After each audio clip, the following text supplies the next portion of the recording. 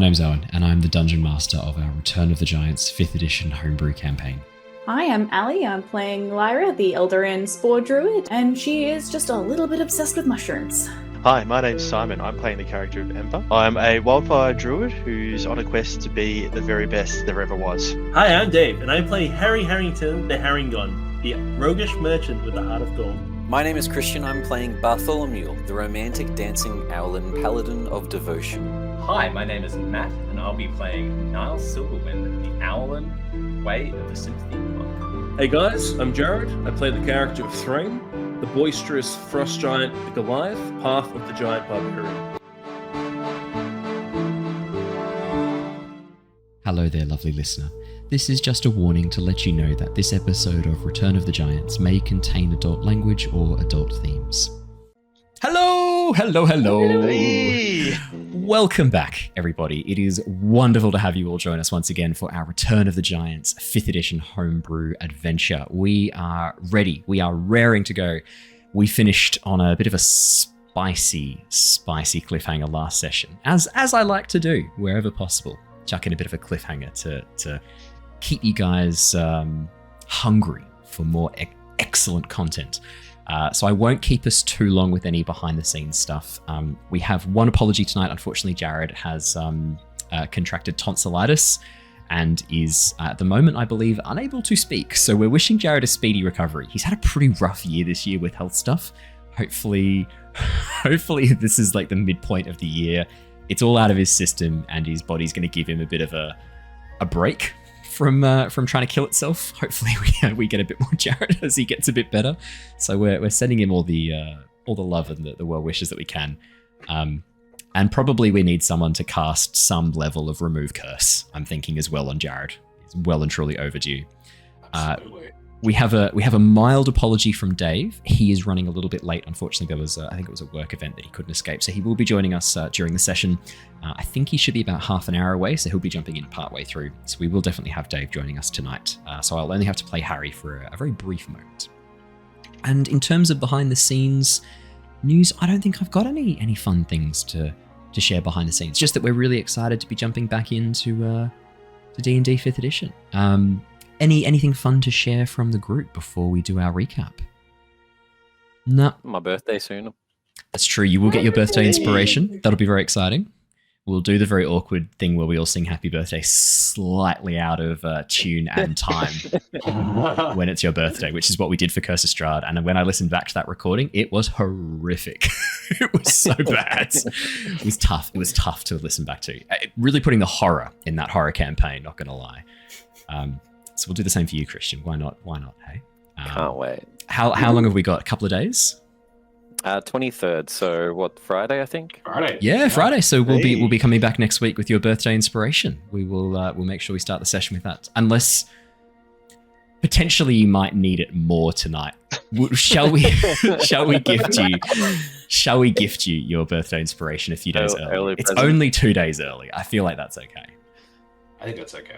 Christian, please enjoy birthday inspiration for tonight. You may spend it whenever you want. It doesn't expire at the end of the session. You can use it whenever you want, but it is an inspiration that you may use at your leisure.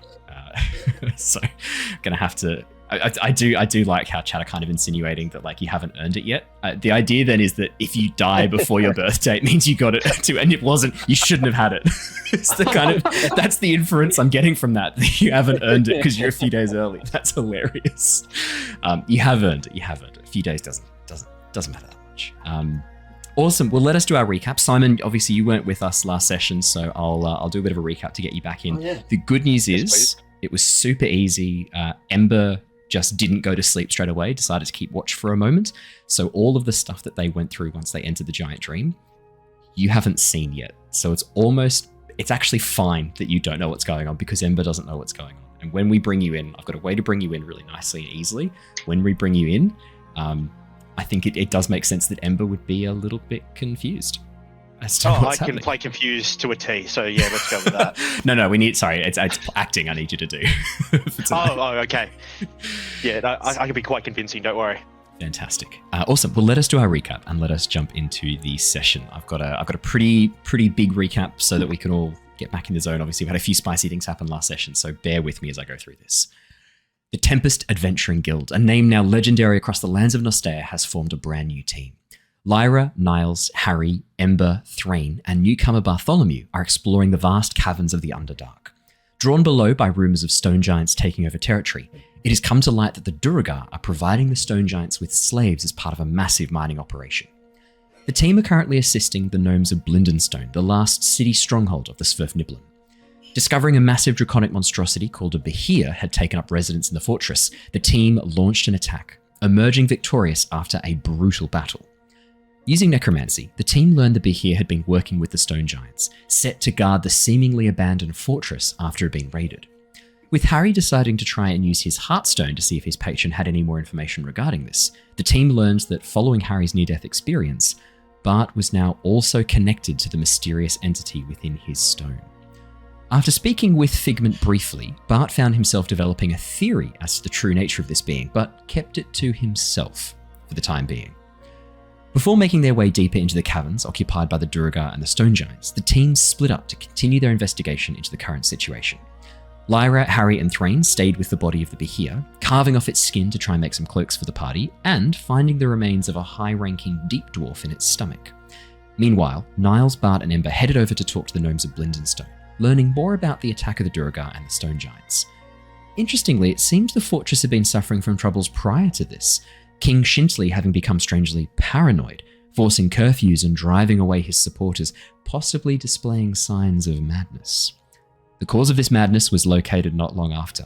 While searching for some diamonds required for his spellcasting, Ember stumbled upon a broken crystal construct which emanated a wave of fear when accidentally activated. Reunited back on the surface, the group began to prepare for the evening rest. Niles and Bart decided to use this moment of quiet to share the dark secret that they had been carrying, that the Aeris theocracy had been born from a conquering force of Owlin and Aarakocra who had first taken control of the elemental plane of air. With the beginnings of a plan to replace the leader of Aeris as a way of preventing future bloodshed under discussion, sleep came slowly to the party.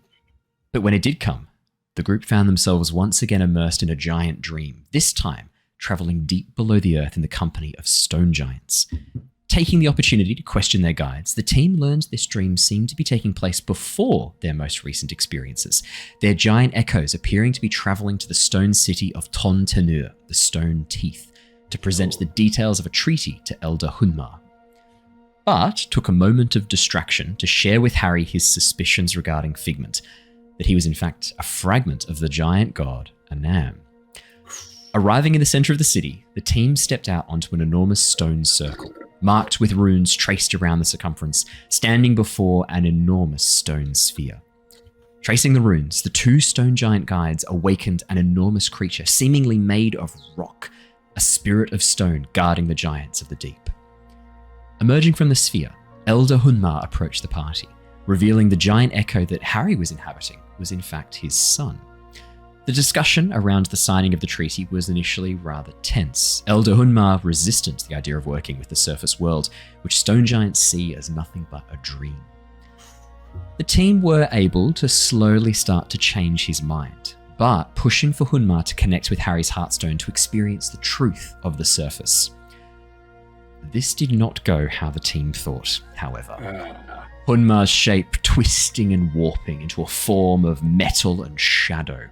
Grabbing Harry by the hand, the figure examined Harry's Heartstone and called out, I found you. And that is where we left off last session, and where we jump straight back in. To quickly catch the... actually, I was going to say jump straight back in, but I'm actually going to be a massive dick. Ember!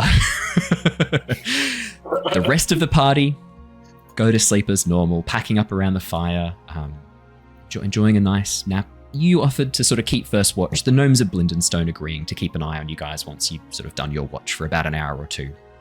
And the next hour or so goes pretty quiet. You have a chat to some of the gnomes, keep an eye on the fire. I imagine sort of doing a little bit of almost like a prestidigitation style magic, like a druid craft style magic to play with the fire. Take bits of it around your hand. Maybe Flicker comes and like nibbles a bit of the fire, grabbing a few embers from the center of the fire pit and nibbling on them, enjoying a little snack of flame. And as it gets to the end of your watch, You notice the heartstones of each of your companions, as soon as they went to sleep, started to glow with this soft, gentle pulse, almost like a heartbeat, very, very slowly. But as we sort of get to the 2-hour mark, you watch as that pulse seems to increase a little bit, and you can see each of the members of your party becoming more and more restless. Harry, in particular, his resting heart rate, being a rabbit folk, being a Harrengon, I imagine is quite fast anyway.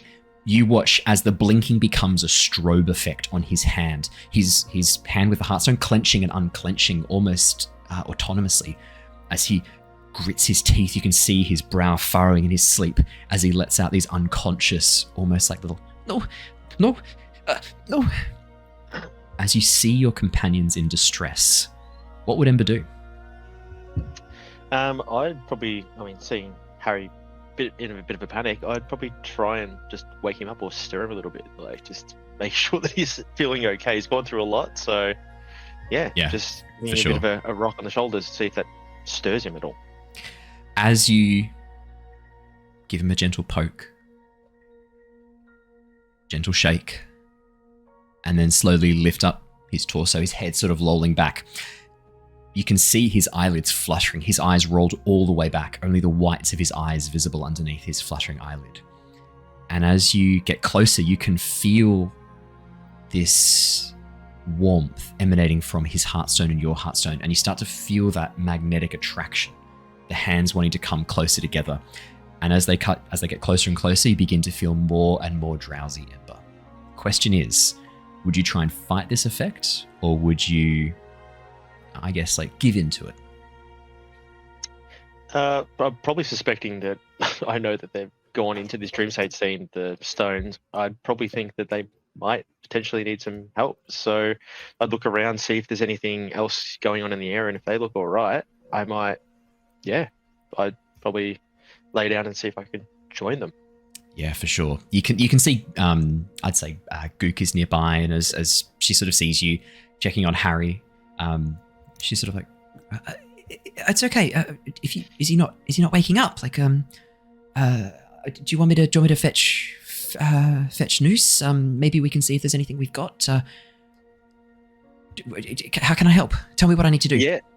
Look, if you can find something that might wake him up, that might be okay, but I suspect there's something else going on. I'm going to have a bit of a nap. If you can just make sure that nothing happens to us while we're done, and if Harry's looking a little bit worse for wear, if you can, just make sure that he's feeling okay. Worse for wear than what he is. Not explaining that you're helping, just that you're going to have a bit of a nap. Yeah, I don't want to freak them out. We're all in pain, guys. I'm just going to have a nap. Yep. They're all in a bit of a trance. Yeah, I'll keep an eye on them, and I'll keep an eye on all of you. No problem. That's fine. Yeah, no, of course. And then I'll just prop Harry up a little bit so that way he doesn't look like he's gonna choke on his tongue or something like that. I don't know if he's having like a seizure. It's not a full-blown seizure. He looks like he's having a really bad nightmare. It looks like a really bad nightmare. You know how people sort of writhe around a little bit? Yeah, it looks like a full-blown nightmare. All right, make sure he's comfortable, and then sit back in and go into a bit of a trance, hopefully. Try and see if I can connect with the stones as well. Perfect. Ember, as you descend into the dream, you feel that sensation of motion, darkness all around, and then there's this rushing sound as you feel what can only be described as almost like water moving through this liquid. You can feel the momentum of movement, but there's no significant resistance. It's like passing through liquid very, very quickly. For Lyra, Niles, Bart, Threign, and Harry, as the shade, this creature made of shadow and metal, grabs Harry and lifts him up, there's this momentary flash. I believe, Bart, you had cast sunlight to create, or cast light to create... No. Well, not really. I just used the item to... That's right. Use an illusion to try to show the sun to the people. Yeah, that's right. Yeah, to the illusion of sun. You watch... I'm not sure how the item works, but yeah. Yeah, you watch as that illusionary sun begins to flicker for a moment like flame, and then as it bursts into light, the shade turning its head away for a moment, still holding Harry by his arm, there's this rush of flame and a roar of wind, and suddenly Ember. You find yourself standing on a stone circle, surrounded by your comrades in your fire giant form. For the others, you watch as Eldir, the fire giant. You can see that after image of Ember standing there, but now in his fire giant form in the dream, slowly stands up. The flames that had surrounded his body slowly beginning to die out, leaving his hair aflame. I think you've got like a thick, bushy beard of flame as well, don't you? I think we'd say, like this burning beard of fire on his chin as Eldir slowly stands up right next to Threign, who's currently in the form of Ulfric. Ember, as you look around in your form, you see an enormous stone creature, long, angular face, easily 60, 70 feet tall, proportional to your giant form. So even more if you were your normal forms, if you were in your original forms. It seems to be frozen. In fact, the world around you is almost in this weird achromatic filter. You can see stone giants surrounding the stone circle that you're in, the city behind, but everything seems to have slowed to almost a crawl. And as you look around, you see Harry, currently in the form of a stone giant, being held up by his arm by this monster made of shadow and metal, vaguely humanoid, but as you look at it, you can see that the shadows are almost pulling around towards the back, giving this illusion of movement across its body. Because this is a time-sensitive kind of situation, I am going to start off by having you all roll initiative to get us going. Ooh. Just quickly, just as I guess a free action, does this entity, I will say, does it look anything like the archivist that we met originally in the first? So the archivist that you saw in the previous version looked much more like a warforged. The form that it took when you saw it was actually not too dissimilar from Loki. Rather than having the metal plates, though, it was almost like Loki without his armor, and parts were moving through one another. It wasn't constrained to like the 2 dimensions that, the 3 dimensions that Loki is. You could see gears sort of blending through each other, very MC Escher-esque in the way that its internal parts worked. And it had the 3 eyes. This one has no eyes, no lights at all. It is just shadow and metal bound together. Oh wow! So very like no like identical, like no similar features. It's very much its own thing. Yeah, absolutely. Okay, cool. Let me drop Ember on the map. There we go, Ember. I'll add a turn for you. Make sure you click on your tokens and then roll your initiative. And you'll be using your giant echoes for tonight's session. Let me quickly roll for the shade. Oh boy. 18 for the shade. That's not bad. And I better roll for Harry too. Whoa. Here we go. Harry is playing... That's a natural 1, which means it's an initiative of 0 for Christian. Wow. That's unfortunate. And let's get some... I got nat 20 though. It didn't... I swear I clicked on my token, but it didn't... That's okay. Add to the table. I think let's get some more appropriate music in the background. That'll do. All right, Lyra, let me quickly add you. So that's a natural 20, which is a total of 20. Bartholomew, that's a 0. I'll just leave it as is. It's meant to be my early birthday. Happy birthday. And let's roll for Harry. Harry also has a -1 to initiative. Still an 18 for Harry. That was a 19 -1. And I'll roll for Threign too. That's right, I'll have to play as Threign tonight as well as Ulfric. Going to be playing all the NPCs. And I can see that Andrew from our Avatar Legends session is in chat talking about summoning a whole bunch of monsters. Just give me a sec, mate. Let's for sure. If you were going to summon monsters, this is a really good time to do it. Just give me a second. And absolutely, if you wanted to, now's a good time. Summon a Behir. You could definitely summon a Behir. The challenge rating for tonight for any individual monster is a challenge rating of 6 or higher, because I'm going to have to scale them to match the giants, because we're using a very specialized giant class that I've invented for each of these people. It's like a specialized version of each of the classes, so it's going to be a little bit different for them. That's a 3 for Threign. That's not ideal. Alrighty. I rolled a 17, but 17. Let me add you really quickly. Thank you for letting me know. Okay. If you were... Oh no, I was about to say, if you were going to use your way of sympathy to bring Bart's initiative up to yours, but you can't. You're not a monk. Alrighty, let's do this. Starting us off in the round, and I'll bring us across to the map. Hey, I feel like this is a good time to have the map all open and ready to go. Starting us off, we have Lyra. All right. So, first, a question. Is it a action, bonus action, or free action to summon my giant forged guardian? That's a good question. Technically, it would always be there. So I'm going to say that it would be... Because like in the way that it works with the Artificer is you've always got that with you. It's always following you around. I would say it's a free action in this case. Because it's technically always there. You've just got it inside your Hearthstone because we're doing a customized version of it. So yes, it's always there. All right. So in that case, sort of to start everything up with, she sort of pulls a little sphere that's hanging off her on her belt and unscrewing it, just sort of tosses the two ends randomly with like a sort of this weird light almost coming from the heart staff, and it sort of creates this holographic 3D figure of a hard light hologram, we can say. Guardian. Yeah, hard light hologram. Perfect. I'm going to quickly get a token for it. What would you describe it looking the most like? Ooh. The first thing that comes to mind is General Grievous. So probably just like a yellow colored General Grievous made of light. Okay. Maybe that's less creepy looking, but just like, I don't know, just the mechanical forearms. Okay, you give me a bit of a task here. I'm going to use Lockie's token because I feel like that's going to be the closest. Here we go. I'll use Lockie's token for this. How about that?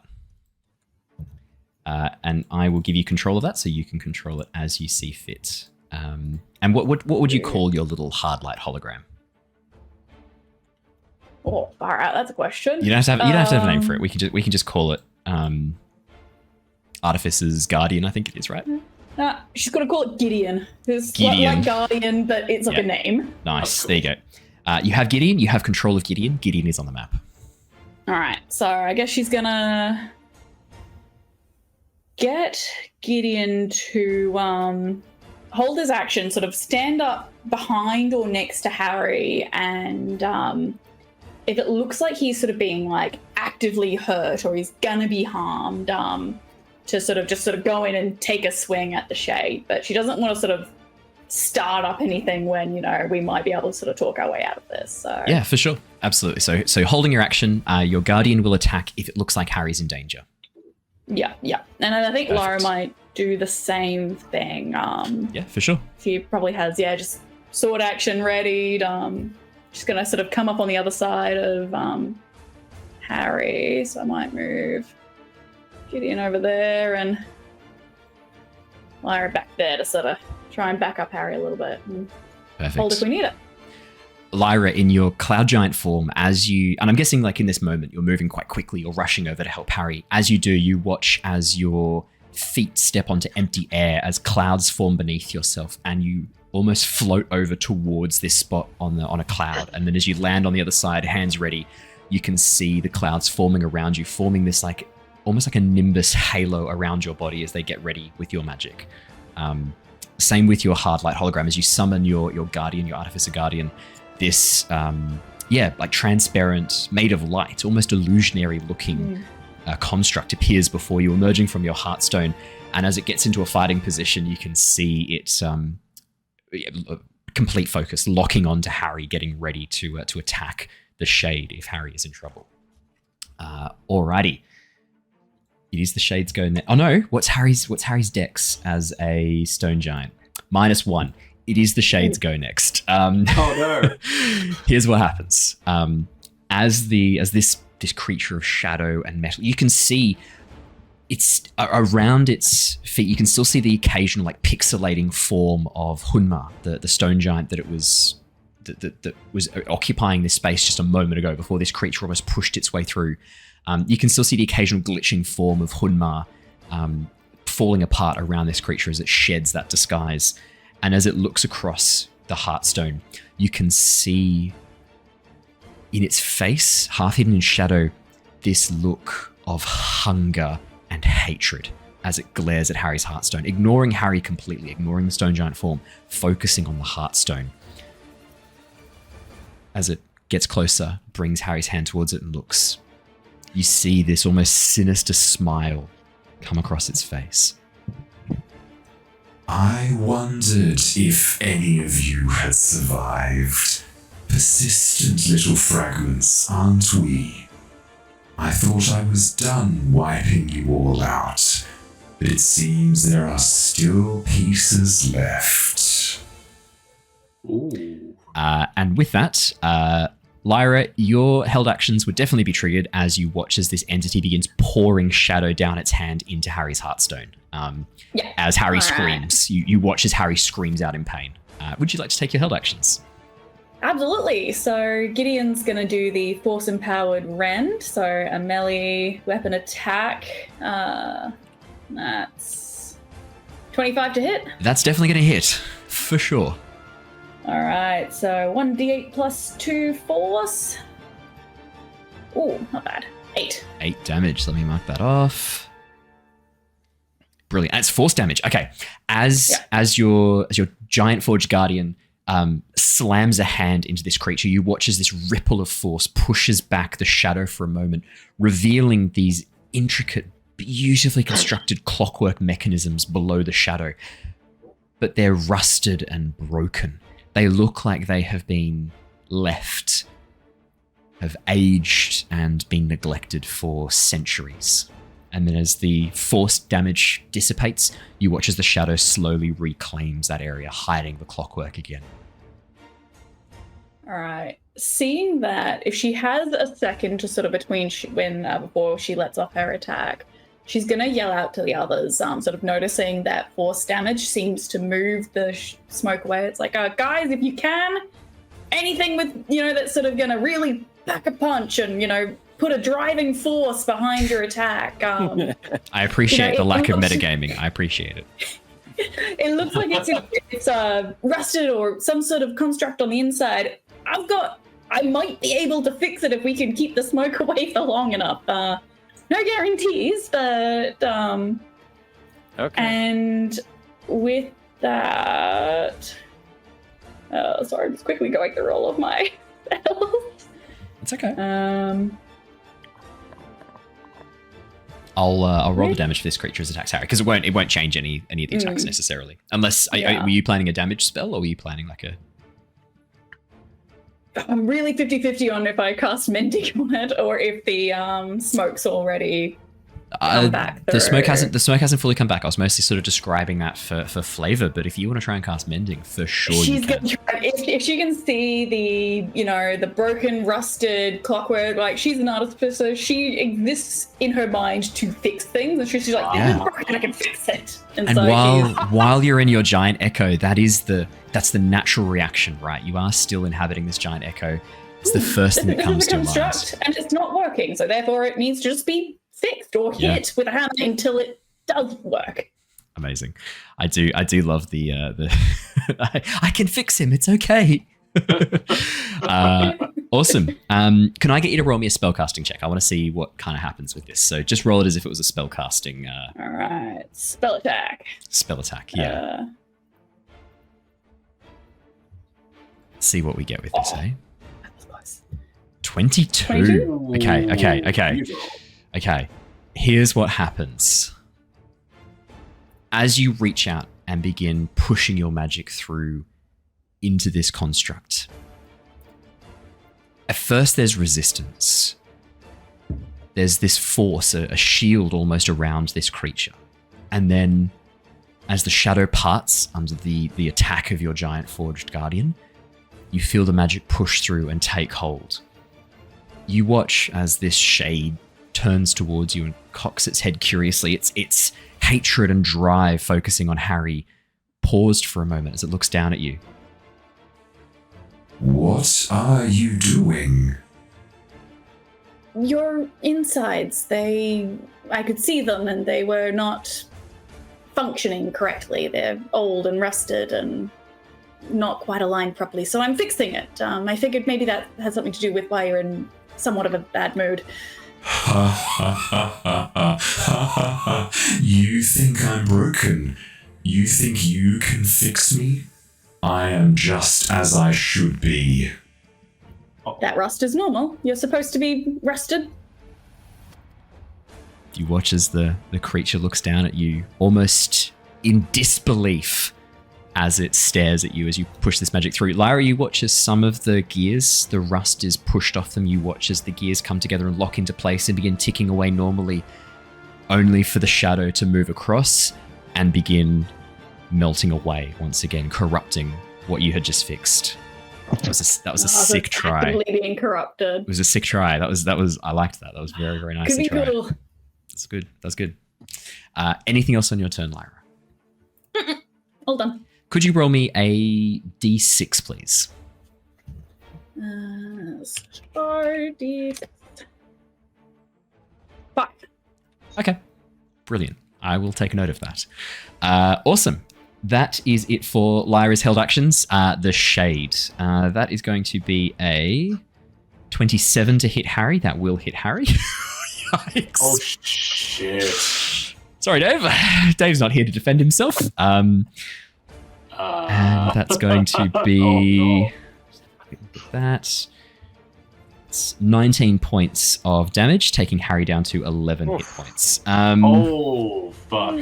You watch as the shadow pours out of this creature's hands, burning through Harry's flesh and around the Heartstone. And as it does so, you watch as the stone giant form begins to pixelate and corrupt. And inside, hand still held by this creature centered on the Heartstone, you can see Harry's real form, the Harrengon form, that ghostly after echo, also pixelating as well and looking like it is being damaged as the shadow, as this smoke begins to move around and wrap around the hand, as the creature turns its attention back to Harry and goes, I will have you, Fragment. You are mine. It is then Harry's go. Now, Harry gave us strict instructions about what he wanted to do. Harry wanted to do a command, and that command is going to be release. I think that would be the most obvious thing to have it let go. So it's a DC 16 Wisdom save for the Shade. Let's see if it passes. 15. Oh my god, that is clutch. You watch as Harry turns towards that was clutch. You watch as Harry turns towards the Shade, locks eyes with it, and goes, release! And then the Shade, almost in surprise, it watches its hands slowly, finger by finger, let go.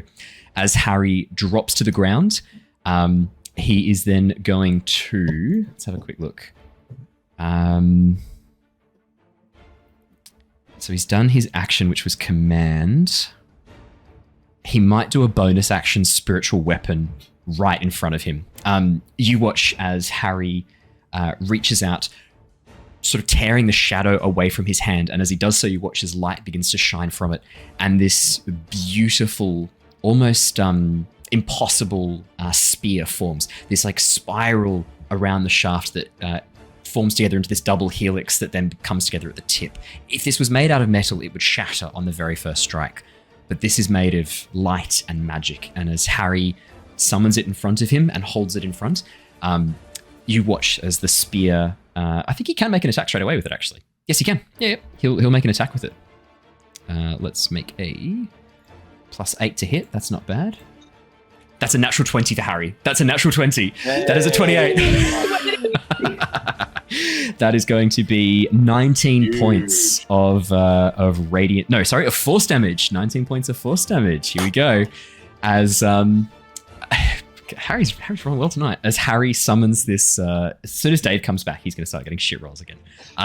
As this spear forms and stabs forward into the creature, you watch as it pierces through the shadows, pushing them aside. This ripple of force knocking the shadows away, revealing the central chest area. And again, you can see this broken, very similar to a Warforged in appearance, but rusted and broken and degraded. occasionally sections of it glitch and move about in this very haphazard way, almost forming this very like odd appearance. As Harry deals 19 points of force damage to the Shade. Very fucking nice. Harry is then going to... would he risk of he wouldn't risk an attack of opportunity. He's got 11 hit points. Harry's going to stay where he is. He's not going to risk that. Niles, you're up next. Wow. That's pretty cool. Seeing all that go down, Niles, as Sindaris, I should say, is going to, I guess, channel the powers of that Sindaris has innate within him. And seeing that sort of interaction between Lyra and the Shade, he's gonna say, you think being free and clean is funny, do you? Well then, bow before me. And he will cast Tasha's Hideous Laughter. Okay, wisdom save. Let's have a roll. Yep. That's going to be a 16. Roller wins, yep. It's a 16 damn. save. Sorry, mate. He'll shrug that. That's annoying. Okay. That's cool. Seeing that took no effect, I will use a bonus action to try and support Harry a little bit, and will grant him a Bardic Inspiration. Fantastic. Yes, he will very much like that. And I believe he can spend that in a special way, can't he? I think you have a special bard. I do. I activate it as a... Well, and it's no action. Okay. I think I can do it as much as I want. So you just see Sindaris like, "You've got this, Harry!" And then I sort of yell out this very triumphant battle cry. And yeah, I will cast the battle cry ability, which I think I can do just freely as a thing with my Bardic Inspiration. So that's cool. Yes, I think as long as you're gifting or using a Bardic Inspiration, you can just do it. Yep. So it gets, so just for context, for everyone else, this is like kind of new. Harry will get the Bardic Inspiration, so everything that entails as a Bardic Inspiration. So the 1d6 they can add to ability check, attack roll, or saving throw. But then on top of that, with the battle cry, a creature that has Bardic Inspiration die cannot be frightened or charmed. In addition, a creature that has a Bardic Inspiration die from you can roll that die and add the number roll to a weapon damage roll it just made. Or alternatively, when an attack roll is made against the creature, it can use its reaction to roll the Bardic Inspiration die and add the number to AC. That's what I'm thinking Harry might like. That's what I was thinking of. Yep. And obviously, because these are brand new homebrew classes specifically for the Giants, I'm sort of going to be a bit nicer with reminding you of features and traits as I remember them as well, just because they are completely new and we're all playing these for the very first time. The playtesting I did with these was I thought about them very hard. I did and then did a few practices. Yeah. Because I wasn't sure if Battle Cry was like a one-off thing, but if it's a free action... As long as the creature has the Bardic Inspiration dice, it cannot be frightened or charmed, and then when it uses it, it can use it to do those two effects to add to a weapon attack or to actually remove from a hit. So there's no reason... Yeah, no, 100%. And there's no reason you wouldn't be just handing these fuckers out as you go. Yeah, 100%. All right, that is Niles' go. Ember, Eldia, Fire Giant. Yeah, look, so coming into this quite late, I'm just going to run straight in and I will cast Flame Blade. Nice. So, yeah, I'll use that guy. So you can have that look however you like. If you wanted it to be like you reach down into the stone and pull up molten earth that forms like a battle axe, that can be how it looks. It can be however you want it to look. You're in charge. I would have just gone for a massive flame blade that's quite large and burns quite strong. So, Fantastic. I mean, with the light and everything like that. And I'd take a swing at him, but I don't think that is a 11 is not going to hit, I'm assuming. 11, unfortunately, isn't going to hit. Damn. And Dave is here. Dave, I've rolled a natural 20 for you tonight for your attack with a spiritual weapon, and your command did go off. So you're no longer being held by this creature, and you've actually managed to get a spiritual weapon attack on it. So it's not looking too bad. You are down to 11 hit points, though. It did get one hit off on you, so apologies for that. I just refreshed and I saw that. Sorry. I'll close your character sheet. Yeah, sorry about that. Yeah, 11's not enough. As you summon forth the fire and slam it down, you watch as this shade moves uncannily fast, glitching out of focus for a second, Ember, and then moving right up next to you as you slam down, dodging your attack. And as it looks at you, cocking its head, you can see it considering you, weighing you up, looking at your Heartstone, and then when it doesn't see what it wants, turning back to Harry. Okay, well, that's my bonus action and action taking a swing. So, yeah, I'll just try and get closer to Harry to make sure that he's okay. Yeah. Threign is going to take one look at this creature and go, got to protect the rabbit again. He is then going to rush up in between Harry and Ember, right next to the two of you, having a bit of a look as he looks this creature up and down. He goes, "Why are you covered in shadow? Scared to show your face? Wise." And then he's going to slam down with his great axe.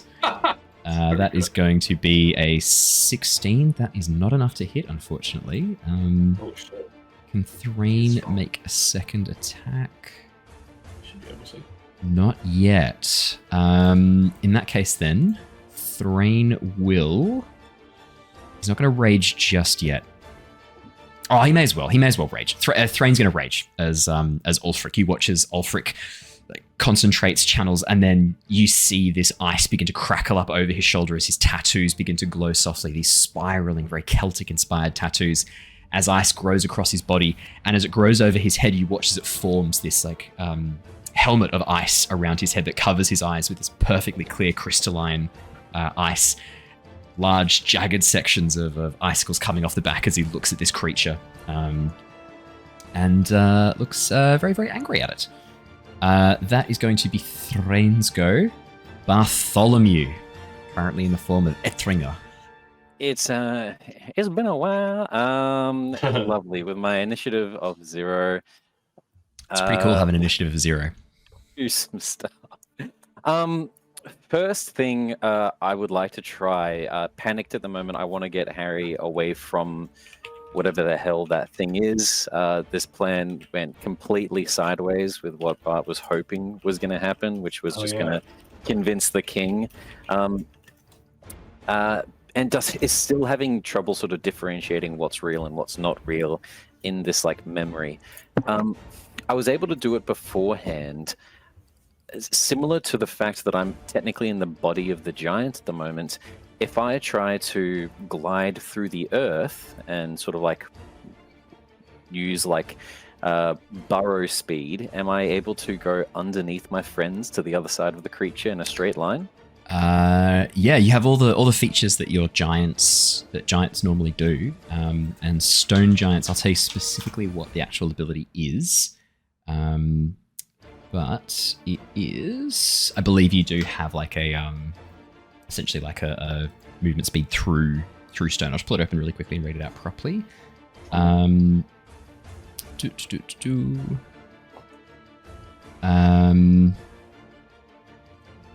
it doesn't specifically say it on the stone giants, but yeah, 100%. You can you can almost move through stone as if it's almost like a liquid. You can't fully immerse yourself in it, you can't go completely through it, but you can pull yourself through it and shift underneath. So yeah, for sure, you can move around underneath and pop up on the other side, definitely. Okay, 5, 10, 15, 20. I am going to use a bonus action for Channel Divinity Boundless Strength. So as a bonus action for 1 minute, once per turn, when you hit a creature with a weapon attack, you can choose to push it 10 feet away from you. If pushed in this capacity, it takes bludgeoning damage equal to your charisma modifier. This is the, awkward thing. My charisma modifier is 0 as a stone giant, so it'll take 0 extra damage. But I do push it. Strength saving throw, is it, for me? No saving throw with this. It's just if I hit you, I push you. So it's a little bit stronger than the Divine Smite and the Earth Strike, in the sense that there's no saving throw to push. Sure. Very much made around moving things. So I think this Channel Divinity looks less like it's imbued into the weapon and more into the land around me. Yeah. As the swings of my blade almost creates what looks like grass bristling with the wind. Do you even have a blade, or do you just use the stone as you swing your hand up underneath the stone, shapes into a blade that cuts down and then vanishes back into the stone again? It's almost like you're earth bending the stone itself, shaping it like water. Ooh, that's cool. I do like that. I like that. Because the idea in my mind is that it's not controlling the blade as such as this pushing is me grabbing the earth at their feet and dragging them away as I hit them. Perfect. So yeah, a bit more earth bending in that fashion. The weapon that will appear in my hand, however, as I am going to move one more square away so that I'm 10 feet away from the shade, is going to be a long singular piece of stone, thin like a spear, but coming thicker and thicker towards my body. For a Naruto reference, anyone that's seen Kimimari's sort of like bone spear on his arm, and this stone spear is going to attempt to slam into the creature. I don't know if Ember's going to give me flanking or not, but that doesn't really matter too much. I'm just going to go for an attack. Yes, 100%. Yep, and +2. Perfect. So I'm going to go for an attack with a lance. There's Lancelot of the Stone Ward. Natural 20! It's a natural 20. It's a natural 20. Oh, Second one for the night. Second one for the night. Lovely. Yikes. Second or third? Is it? Could be the third. It's I think. third. Yeah, it's the Because I third. got my nat 20 initiative. Yeah, it's the third. It's the third because I got one on behalf of Dave. Yeah, for sure. Perfect timing. As you stab forwards, this creature cannot move quickly enough. You just appear underneath the stone, striking forwards. It's pushed back 10 feet. A couple of things are going to trigger before it's pushed. Yep. That was a natural 20. So I am going to slam a Divine Smite into that. That's going to be, what's that? 21 points of damage as well, by the way, because it's a d12 that you roll. So that's 9 plus 12, so 21 points of damage. 9 plus... Oh, did it roll damage automatically? I forgot. Yeah, you've got the 9. So you rolled 7, and then got a +2 to that, and then you also get an additional, because it's a d12, you get an additional 12 on top of that. And then if I do... The Divine Smite is going to be 2d8. Is this creature undead? It's not undead. Okay, worth checking. Definitely worth checking. Plus 16. 16, yep. 9, so 25. 25. 25 more damage on top of that. Oh. And then it's going to be pushed 10 feet back and away. As that happens, this sort of lance slamming into it, the feet dragging this thing away from Harry, still hoping that maybe the world is somewhat alive. My charisma is shit, despite being a paladin with Eladrin. But my wisdom is really, really nice. Could I... it'd be like an action or a bonus action, I feel like. I'm basically wanting to, with my perception, keeping an eye on the Guardian behind to see whether or not it's powerful enough to break through the fact that this is a memory. Perception checks are free actions always. Would you like to make a perception check?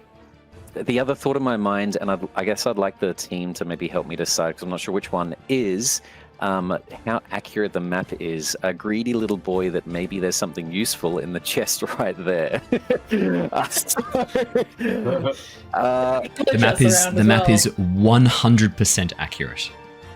So if there's something on the map, I put it there deliberately. This was a map that took quite a while to put together. It is everything that's on that map is there deliberately.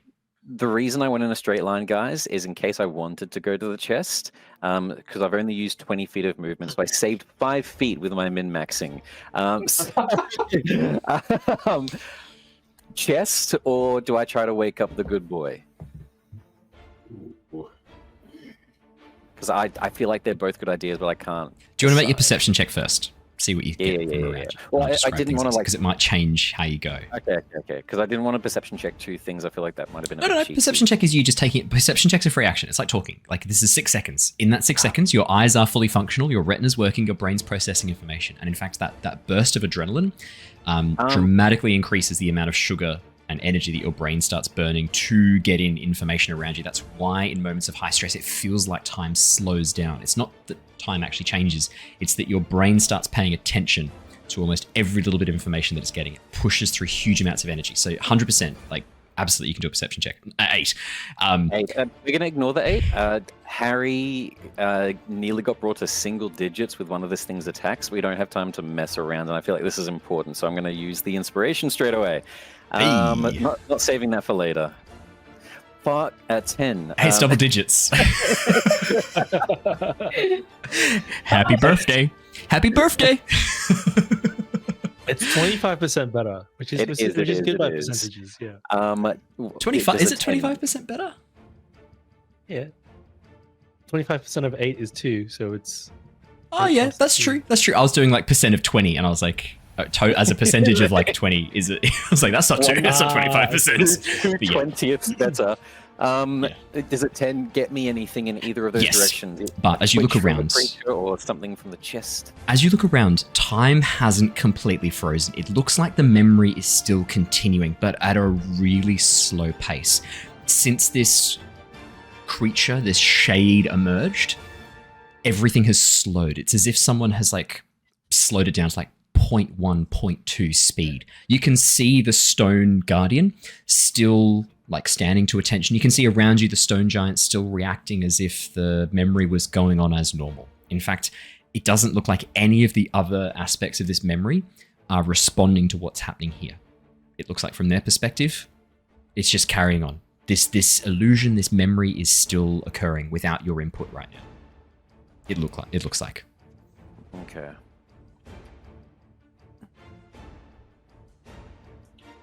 Look, I'm not going to be in range to attack if I go for the chest. That description makes me feel like I should go for it because the chest, no matter what's in there, I'll be able to use it even if time has stopped.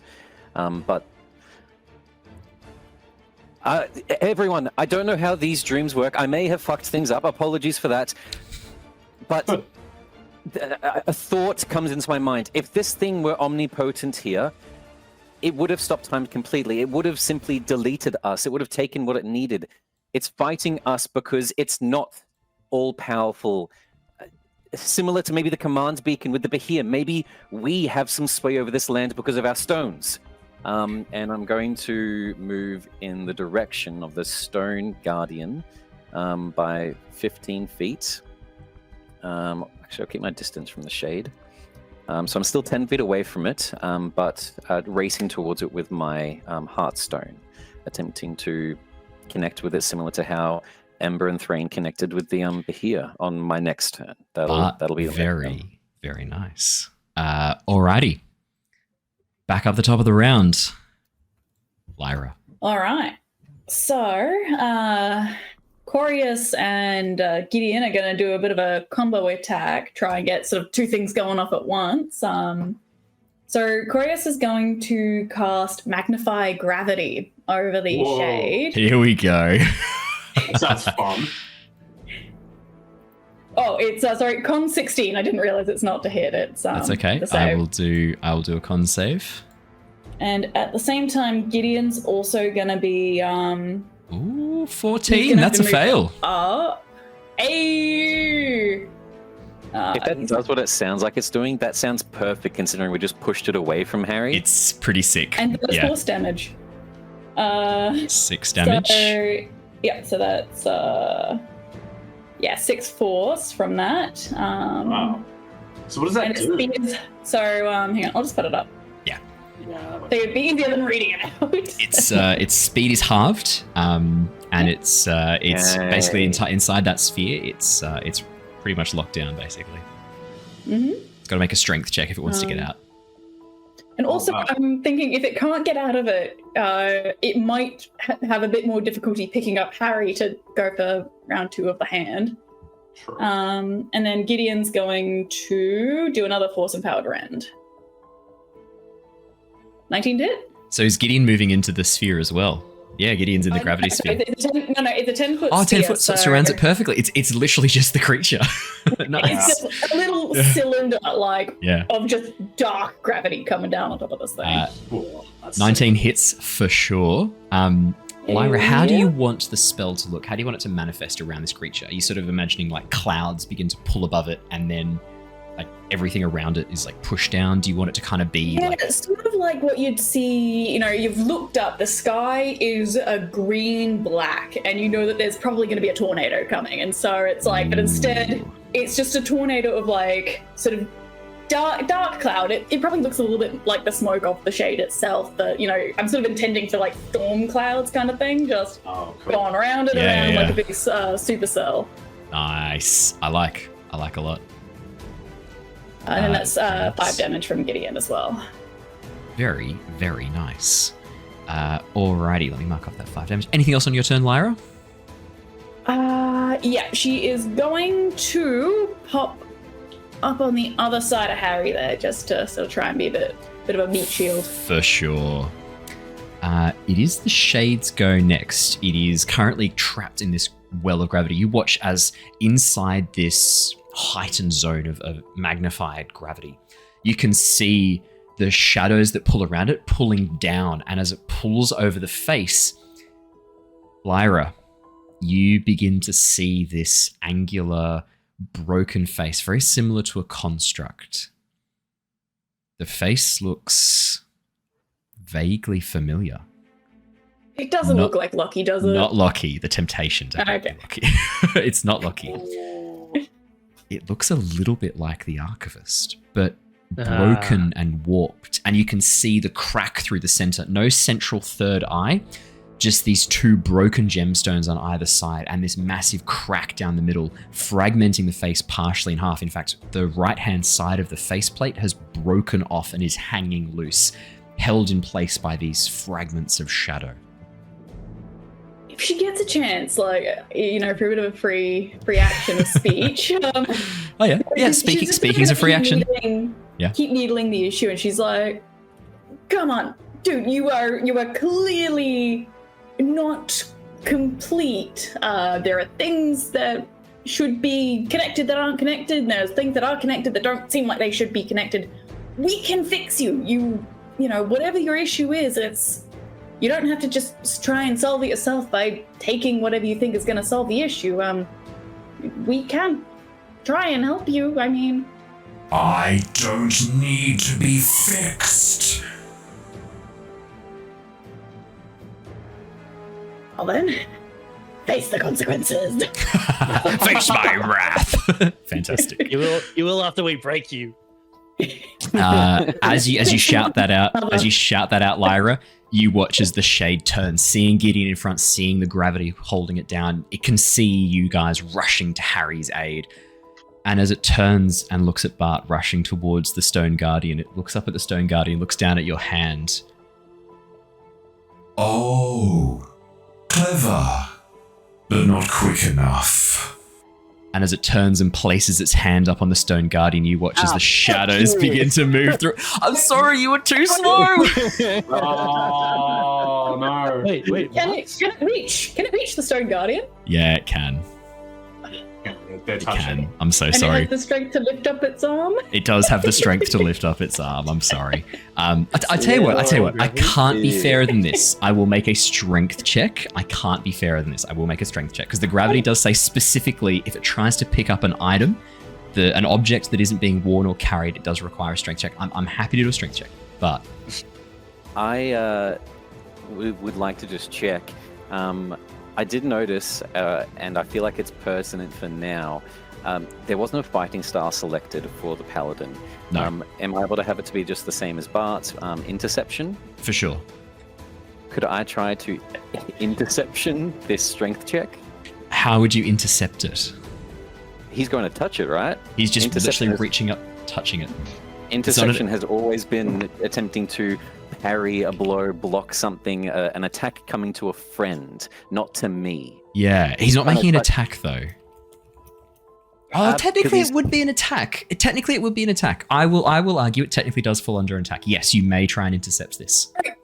Before you roll, sorry, can I jump in on this as well? Because I have something that will contribute. Gideon has a reaction, so Yes. it's deflect attack. It Yes. gives disadvantage on the attack roll. Alrighty, I'm rolling disadvantage. Interception, I believe that is a We're What do I like need to do? endgame Thanosing this, trying to like pin him down. And then Ember comes in and goes, "You killed my family!" Just starts punching him. Stopping him from putting on the gauntlet. Yeah. So I don't know how you want it to work, because usually mine is a D8 rolled, and that's then minused off of the damage plus. I'm happy to do it that way. Stat? Okay. Okay. Happy to do it that way. I'll roll with disadvantage, and we'll do minus. I'll wait for the rule. Let me I'll just roll. read quickly. So You are so lucky you gave me disadvantage. One of those was a natural 20. Whoa. That's the fourth natural 20 for tonight. proficiency. The We other have one. 2 at the moment. Okay, 2. Yeah. 2, so take 2 off it. Okay. Oh no, 2 for the proficiency bonus, but it's plus D10. So fingers, it's not a 1. Mother. Yeah. It's a I 1! Get a 1. It's going to be. I swear to God. Oh no! I got a natural 20, so I can't complain too much. That's a 1 though, so it's going to be 3 minused off of the check. Okay. Let me check the armor class. I'm gonna do it based on the armor class because I'm gonna convert this into an attack. We'll do it as an attack rather than a strength check. So I'm gonna do it as an attack. Yeah. I'm gonna use the attack bonus. I'm gonna do it as an attack. Let me check the armor class of the creature. I swear. Does anyone have any other dice they would like to spend? I can't. I don't think. Does anyone have any? That's my Maybe something. I don't have your reactions. I don't have any reactions. Okay. Here's what happens. As you watch as the shade turns and places a hand, reaching up, pushing through the gravity, struggling against it as it goes to place a hand on that stone guardian. But you swing in the lance, pushing upwards, trying to just knock its hand askew, and you do. As the lance smashes into it, you watch as Gideon reaches back and grabs that arm and pulls it back. As it has its right arm pulled back, knocked aside, it reaches out with its left Nice try. Oh. and places its left hand upon the creature. That was exactly the armor class with the -3 if you'd rolled 1 more. Oh. Well. Fuck. You watch Second as birthday inspiration dice. you watch as the shadow begins to pour forth from the shade's hands, wrapping around the guardian. The guardian twitches and glitches for a moment. You watch as part of its stone form just like glitches forwards into shadow, and then more and more a shadow begins to overtake it. And you watch as it slowly begins to speed up section by section, moving in this almost stop motion animation as it is brought through into the memory where you guys are, brought out of the memory and into the now. And it is going to be added to the initiative order. Fuck. Yikes. That was so close. That was so close. Let's add the Guardian. I'll roll initiative for it. That's going to be a 15, so it's going to place it right in the middle. That is the Shade's full go, which takes us to Niles. No, it takes you to. It skipped me, I think. Oh, it did. I'm sorry, Harry, Yeah. because you should be after the Shade because you're there. We go. Sorry, Harry. It is your turn, Harry. Okay. As you so for your benefit, you cast command and said release. Your command passed. It failed, which meant it dropped you. You then summoned a spiritual weapon. Let me put a spiritual weapon on the. And it critted. It critted. Let me put a spiritual weapon on the thing for you so that you've got a cool looking weapon. While you're Any placing it, preferences? I was about to say we've seen everyone's. What does your spiritual weapon look like? Yeah, what do you want your spiritual weapons to look like, Harry? I described this like double helix style spear made of light that, just because I had to describe something at the moment, but it can look like anything you want. Anything you want at all. It's a big giant club. Okay, let's keep it simple. If you look at it very closely, it kind of looks like a carrot. It kind of looks like a carrot. Let's go! That's Okay, nice. There's even a little tuft on the top, which is like the leaves at the end there. Now, But obviously, it's not a I carrot. It's obviously definitely I a club. don't have a Makes sense. pre-prepared carrot icon ready to go. Oh, and But I did just find something that looks like it'd work quite nicely. You want it to have like the little tuft of green at the top as well, if possible. Yep. Okay. If you don't have a carrot, if you have a cabbage instead, it could be a cabbage No. mace. I've got a carrot, mate. Don't you worry. Oh, it's got a white background. I want one without the white background. Hang on. We can do better than that. Let's go. I don't want the white background. It needs to be a transparent background. And I'm not Harry gonna- looks at this and he's thinking, but I'm in a giant form. Why would it be a carrot? And yet you summoned this. Okay, this one looks like it could be without a background. Easy. I'll summon that in. Let me get that on for you, and you can control it and move it as you wish. It is your turn, Harry. What would you like to do? So you were saying I hit a crit with the carrot, and then Yes. I ran away by the looks of it. You also, didn't. You Harry- didn't need to run away. You were able Harry, to. you also have a bardic inspiration. Yes, you do. Ooh. And you can add the you- damage to an attack roll, or remove it from an attack against you against the AC of it. Whoa. Nice. Hard it is to Nice. find a picture Okay. of a carrot that's got a transparent background. Filetype.png. Yeah, I'll try that. If Harry There we go. I've got one. closes his eyes and focuses, can he sense Figment's presence in the gem? He doesn't say anything, but like he's saying it in his mind. Yeah, absolutely. Harry, as you reach out, you can feel Figment in your gemstone. Figment is scared. But as you reach out and feel that moment of touch, you feel Figment reach out towards you. I direct my focus. Oh, sorry. No. It's your choice. Okay. I direct my focus on the Stone Guardian, and I say to Figment, "Is there anything you can do to break the Shade's grasp on it?" Harry, maybe. If we can get to it and you can place me upon it, I might be able to help. Harry, I might be able to take control. Yep, might sounds good with my 2 lucky rabbit's feet. Harry, And he realizes he's a giant right now. you can't let him take me. You can't let him kill me, Harry. Oh. It's all right, mate. We'll be fine. We'll be fine. If we weaken him enough, I might be able to take control of him. I might be able to absorb him. If we release the Stone Guardian, could it help us? Yes, Harry, yes. It could help. Yes, Harry. Okay. Harry says to the See, Shade, Ali is not convinced by that. I'm 110%. 110%. Yeah. 110. My boy. Are you the same archivist that we met previously? The one that said was our friend? Archivist, weakling, one to take note, to remember. I am Animus. I have killed Archivist, every other fragment I find. Well, it's not very good. Okay. Well, Harry will cast Cure Wounds on himself. That is a 9, so I'll take 9 points back.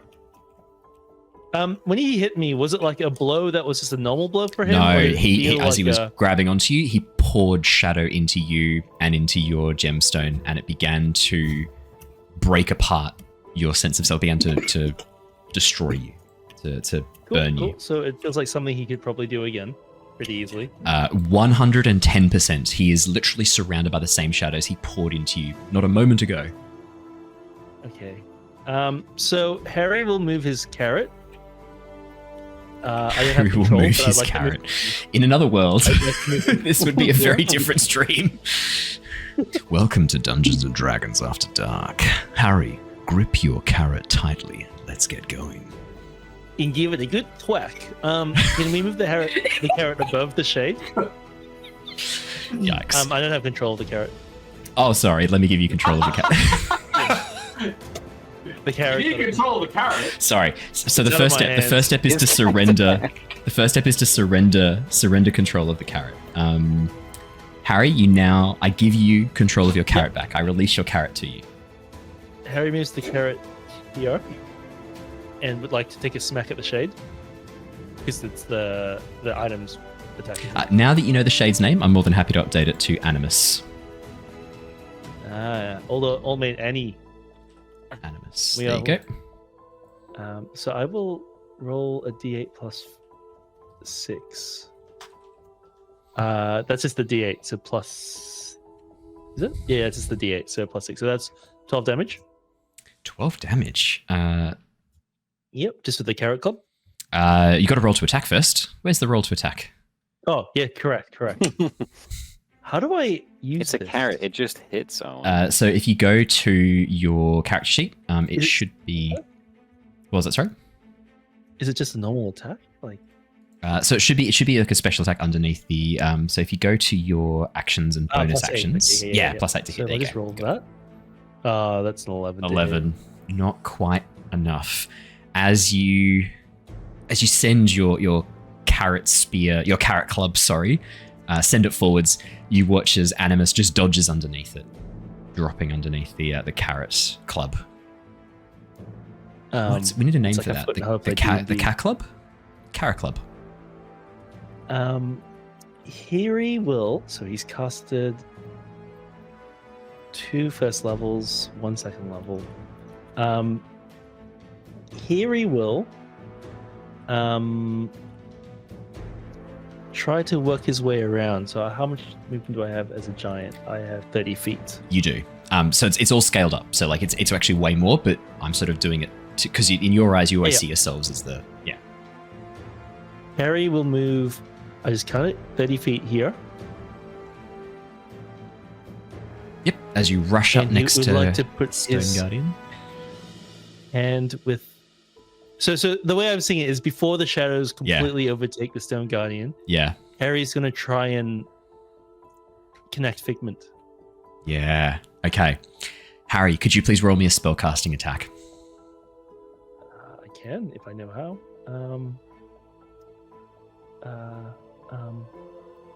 I believe I'm +6. Yes, you would be. Yeah, modifier. Yep. Yep. So I'll just roll a 20 and then +6 to it. Yeah, that's fine. That is a 13. I would like to use a luck point. Okay, let's re-roll that bad boy. This is why you take the trait lucky. You also have your bardic inspiration, by the way. You I can would like also. to add my bardic inspiration. Would you like to roll a? Would you like to roll a d6? And it's a d6, isn't it, Matt? I think for your bardic inspiration. So currently it's on 15. Currently it's on 15. Currently it's on 15. +6. Would you like to roll a d6? That is a dirty 20. Yeah, let's go. Dirty 20. As you place your hand on the stone giant, the smoke surrounding it, you watch as your gemstone, your heartstone, pulses.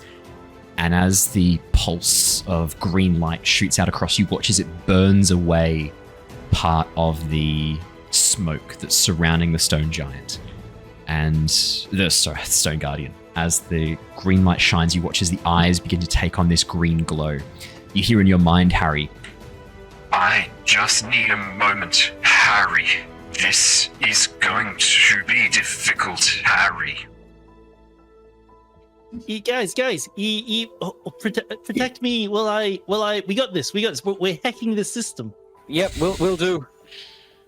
And Harry focuses, and in his mind, he's like, for the giants, for a nam. ooh, for the giants for a nam.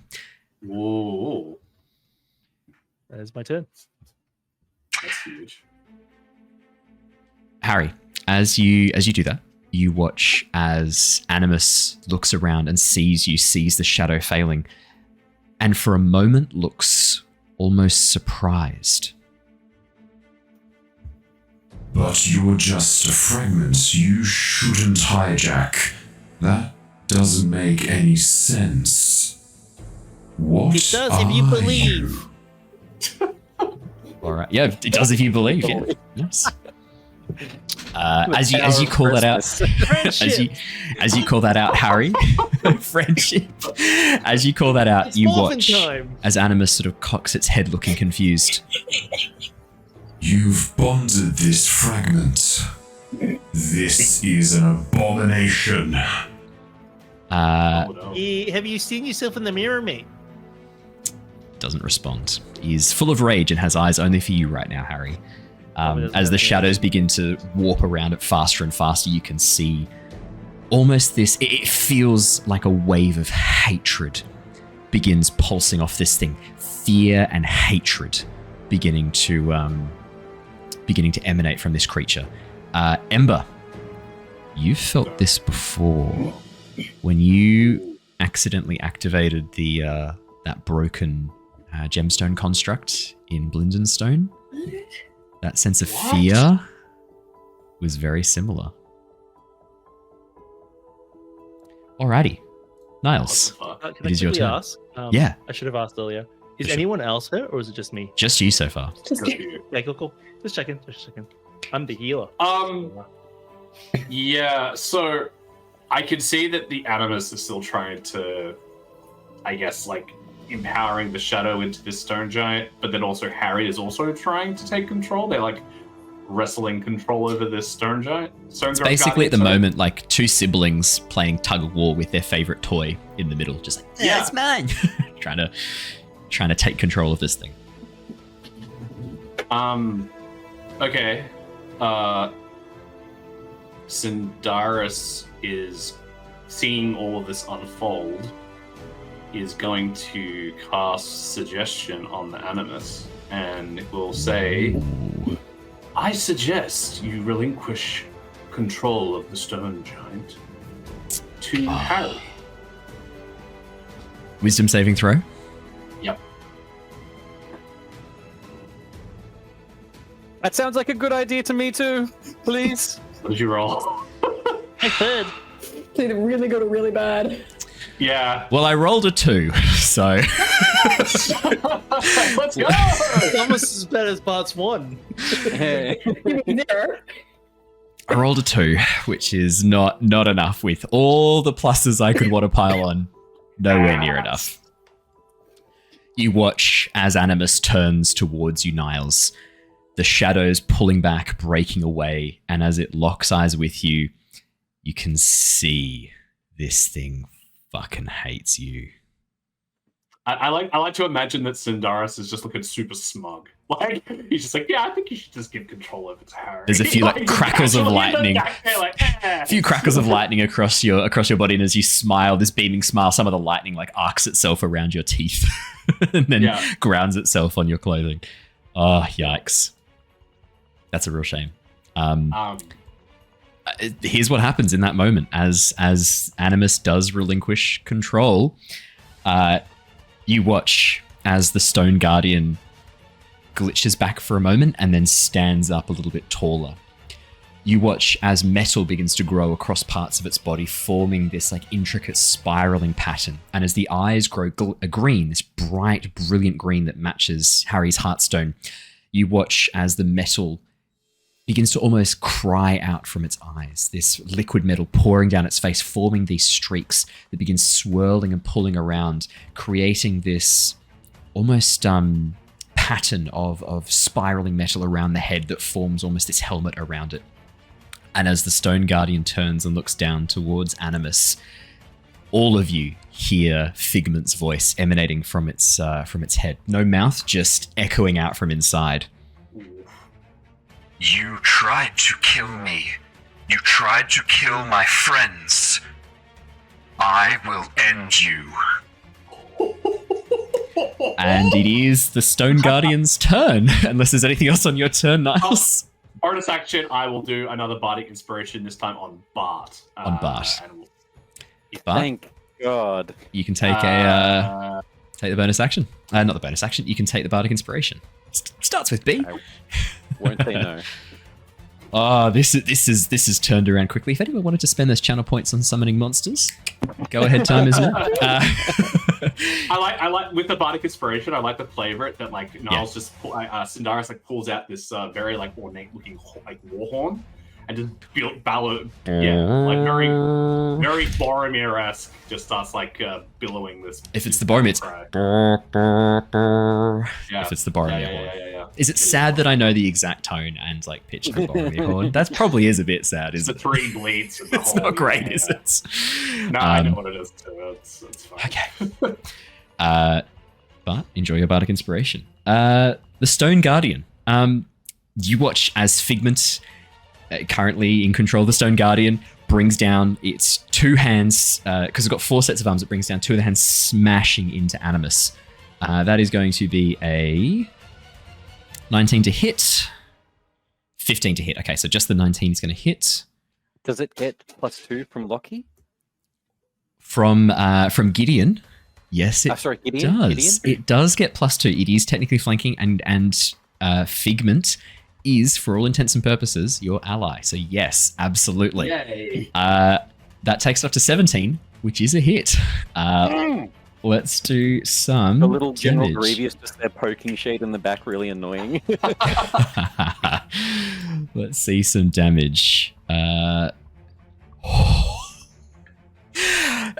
Yeah, you guys are really pleased this isn't striking you. That's going to be 15 for the first and 18 for the second, as it just That would have killed me. That would have killed me too. smashes into Animus. Don't worry about that, Ali. Don't know. I want you reading into my words. As it smashes into Animus, you watch as like parts of Animus's body crack and split underneath the effect of this. The shadow almost like spilling out for a moment. That takes us through the threshold. Ali, it was a 5 you rolled, wasn't it, before? It was, 5 that yeah. I rolled. Oh, yeah. That's The gonna- dice. For when you tried to heal Animus before. Okay. That was a 20. Dirty 20 for the... Oh, when you did the mending. I think it was. I got you to roll a d6, and it was a mending 5. was 22. Yeah, Oh, yeah, and then the 5 and then you was rolled a the d6 for me. It was a 5. Okay. Alrighty. Bart and... Oh no, Harry, you spent your Bardic Inspiration. But you are immune to this effect. As Figment smashes down into Animus, everyone who isn't immune to fear, I need you to make me a wisdom saving throw as this pulse of darkness and fury begins to emanate from this creature. Because you have the Bardic Inspiration, but you are immune. Thank you. That's a Nice. 20 for Ember, 22 for Harry, 15 for Lyra. Come on, Niles. Did I roll it? Ember's going in twice, so he gets the 25 on the second. Simon's really fucking flexing here. I don't know why that rolled twice, but sure. That's okay. Doesn't matter. You're still immune. I rolled a 5. Okay. Niles. The effect that sweeps across you is using the mechanic of fear, but you're not filled with fear. You're filled with rage. Rage and hatred. As you feel this fury begin to burn through you. On your next turn, you must attack the creature closest to you. You must move and attack the creature closest to you as you are filled with fear and rage. Gideon is a construct. Would Gideon be affected by this? Can constructs... As much as I want to say no, Probably, he specifically is only immune to poison and then charmed, exhausted, or poisoned. Wait, Yeah. this is frightened. It's fear. It is so- technically frightened, yeah. It's using the same mechanics as frightened, but Yeah. this is fury rather than frightened. Let's give it to a flat 20 for him. So that's a 10, and what's his wisdom? I have no idea. It's only got savings throw is Dex is +3 and Cons +4, so I'm assuming it's a 0. That's okay. If we have a... Oh, yeah, and if it doesn't specify, then yeah, it says... Okay, yikes, that's 10. Unfortunately, Gideon also fails this. Gideon is within range, though, of like a few of you.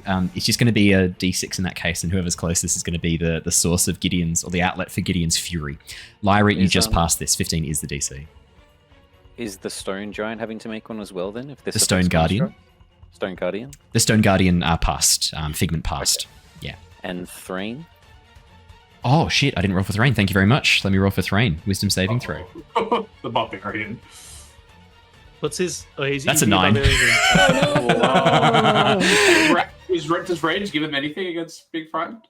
I don't At believe- high levels, but not here. He just gains advantage on strength checks. But if anything, the rage would actually give him disadvantage, right? Because in rage, he's like furious. This would actually, if anything, give him disadvantage. But no, sure. That's a 9. That's good. As Niles, Threign, and Gideon take the fury condition, or the fury status, we are going to jump over to Ember's go. That is all Figment can do is smash down on Animus. Ember. Looking at Animus, we've seen that he split open and everything like that. Is he, obviously because I came in a little bit later, was he a metallic creature on the inside? He or was looks like a warforged that's been broken apart and then reanimated with this dark smoke. So imagine like Loki, but broken, cracked, and ruined. falling apart, and then smoke holding it together and wrapping around it almost like armor.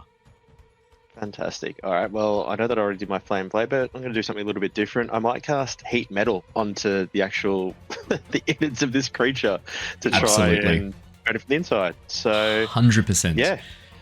That automatically does deal damage. Would you like to roll me the fire damage appropriate for heat metal, please? It is made of metal. Sure would. That makes my 10. plans slightly more dangerous.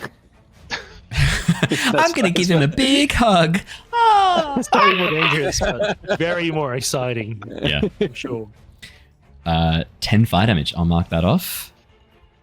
You watch as the metal begins to glow red hot. As it shines through the smoke, this glowing red hot metal, it almost gives this skeletal appearance to the inner workings of Animus. You can see this ruined construct form underneath the smoke, glowing through, almost looking like lava burning beneath this haze of volcanic ash. It looks terrifying, Ember. If anything, it kind of enhances the fear effect.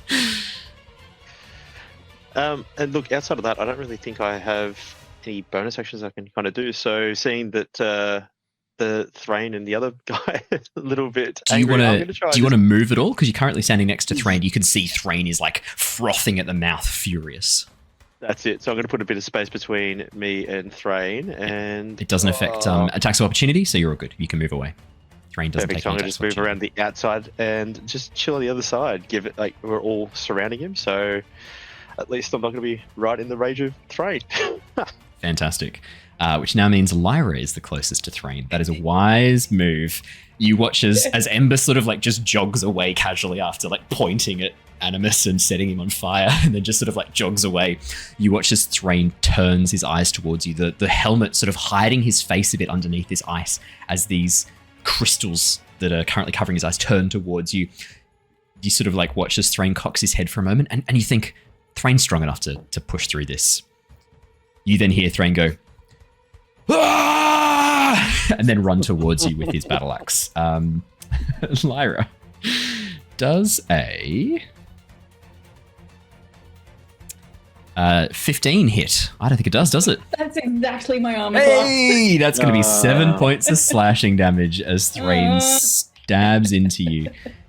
Slashing. Oh, +2, sorry, because he is raging. So that's going to be 9 points of slashing damage as Threign cuts into you, carving through. I am half tempted. Oh, and he is going to do, while you rage, an elemental energy gathers around you up to 10 feet. Choose one creature you can see in your aura. Lyra, could you please make me a dexterity saving throw as well? You're too close to Threign, unfortunately. That's a 13. That is a... Let me just double check. That might be a pass.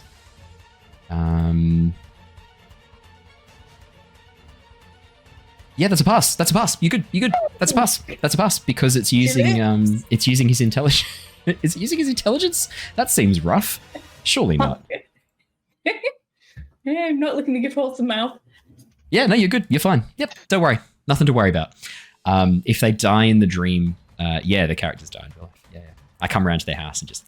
No, that's it for Threign's turn. Rules. Bartholomew. At the end of his turn, Threign makes a wisdom save.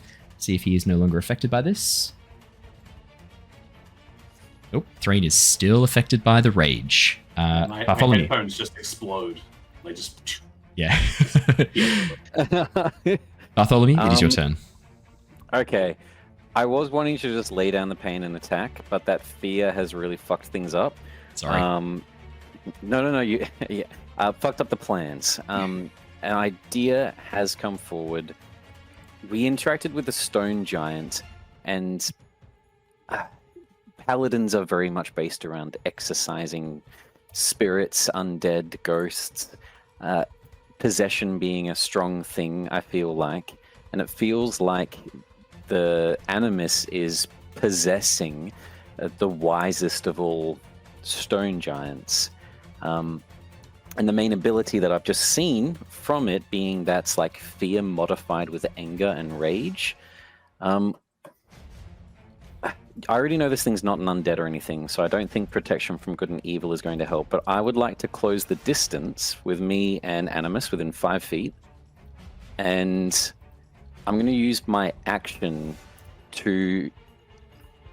I'm not sure if I'll have to touch the metal of its body, burn myself against Ember's heat metal, but I'm fine with that. But similar to how we're here and our sort of shadowed versions of... yeah, there's like an after image behind you. When you look at each other, you can see who it really is. Is there that at the moment with Animus and the Stone Giant? Hunmar glitched and fell apart for probably about 12 seconds, so 2 rounds after Animus sort of pushed through his form. You could still see parts of that glitching form falling apart, but you can't see Hunmar anymore. It looks like Animus has replaced him. Very much like Mr. Smith in the Matrix, when he starts to like possess the people in the Matrix. Well, I'm gonna Mr. Anderson, Bartholomew, you're a virus. I'm going to cleanse you from my simulation.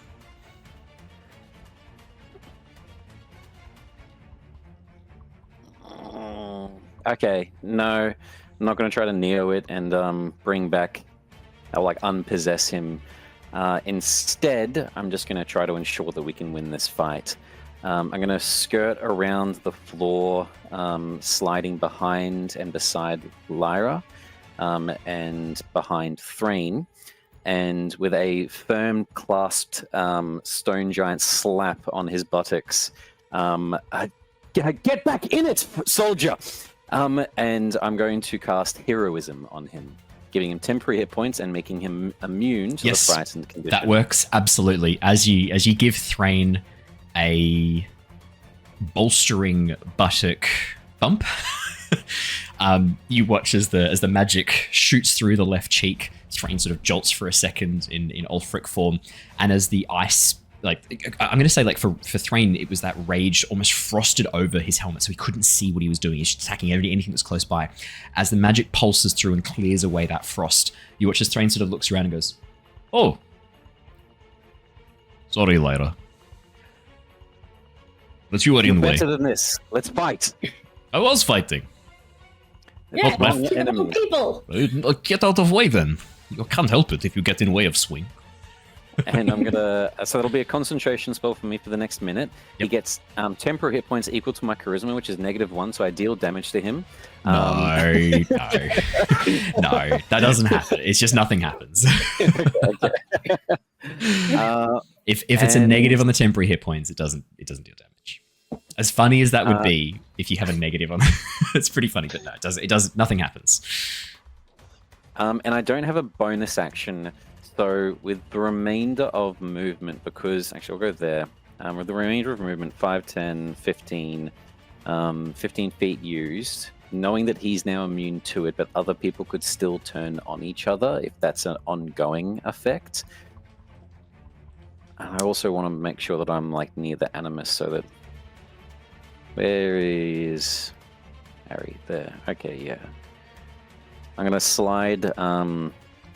Rockstar on my knees underneath Lyra through the ground, 5, 10, and 15, and end in the spiritual weapon space, trying to put myself in the center of the battlefield. Brilliant. As you rush through, ducking underneath, getting yourself into a prime position, you can see this broken form of the Warforged underneath the smoke, the true form of Animus, breaking apart, looking damaged, very damaged, Bartholomew. Alrighty, back up to the top of the round, Lyra. All right. So, knowing that Gideon's probably not in the most right of mind, so she's going to take a couple of hasty steps backwards so that she's not the closest, and just probably just going to park herself over there, hoping that's going to be safe. Perfect. Oh, that doesn't sound. And then she's gonna Could you roll a d4 as well to see who Gideon's going to attack? Because the closest ones are now Bart and Animus. Might be that he attacks Animus. 1, 2 is Bart. 3, 4 is Animus. 4, Animus. He's going to attack Animus. Hell yeah! Lovely. Take your turn as normal, Lyra. Gideon may as well not be affected by the fury. All right. Well, we're pretty much just going to do a repeat of last turn. So magnify gravity. So if he can do a con 16 save. Yes, he can. Let's have a look. 17. So he saved that, but he does take half of that damage of force. So what's that? Half of 9. 4. That's 4 force damage. 4 points of force damage. And then Yep. Gideon's gonna do the same force empowered rend. Fantastic. If it's gonna roll through. Ooh. 25. 25's definitely going to hit. And then 4 4 damage. As you begin to lay into Animus, you watch as that broken faceplate of the Warforged looks up to you. The shadow still pushed away, that gravity that you're enhancing around it, pushing the shadows away, revealing that faceplate. As it looks up towards you, Lyra, you see it sort of turn, these like dead eye sockets and broken crystalline eyes turning towards you. You should not do this. You should not be interfering. This is wrong. Were you put up to this by Sin Mare, or are you just some program that's mutated beyond what you were supposed to do originally? I mean, this clearly isn't supposed to be what's happening, right? This is what I was made for. Made by Sin Mare? I don't know who that is. I But how do you don't know it's care. Give me the fragment. As it looks up towards the Stone Guardian currently being controlled by Figment.